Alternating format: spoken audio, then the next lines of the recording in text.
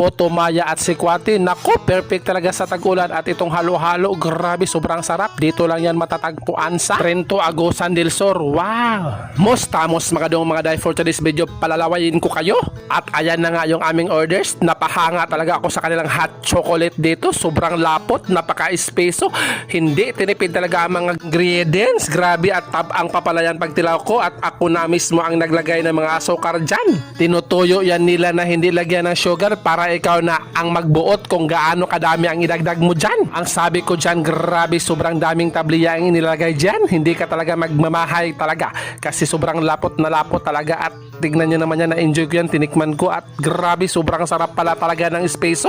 The next part of our program ay itong putumaya. Tingnan nyo naman, halos kasing laki ng aking palad. Grabe. At yung texture niya mga dong mga day, basa-basa at napakabango.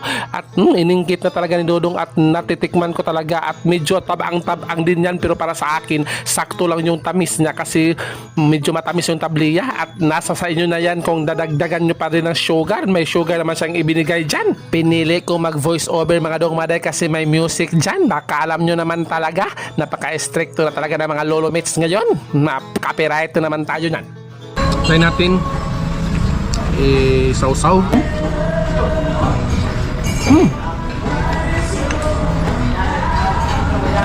Sa moment na to mga dong mga day, masabi ko talagang napakasarap talaga mabuhay sa mundong ibabaw dahil makakakain pa tayo ng ganito mga pagkain. Sobrang lami. At nag-order nga pala kami dito ng kanilang budbud. Alam nyo ba yung budbud nila ay napaka-sweet. Nagakos pa talaga yan kaya tinatanggal ko yan kasi kanina pa yan nagakos. At chocolate flavor nga pala yung pinili ko kasi hindi para ko nakatilaw nyan. At yan na nga mga dong mga day, bumungad sa akin yung budbud na sobrang brown at iningkit ko na. Wow, ang lasa niya hindi ko in-expect. Lasang budbud pa rin pero may pagka-chocolate. Wow! Pero maninibago ka talaga sa kanyang kulay. Masarap din sa mga dong mga day.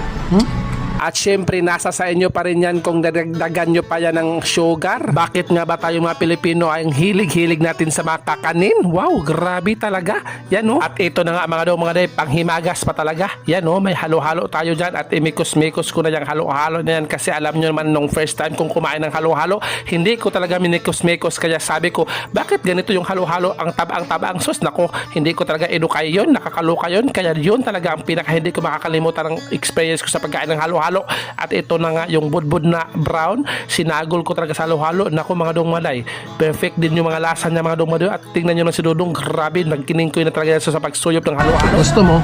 Punta kayo dito ng Trento. Wah!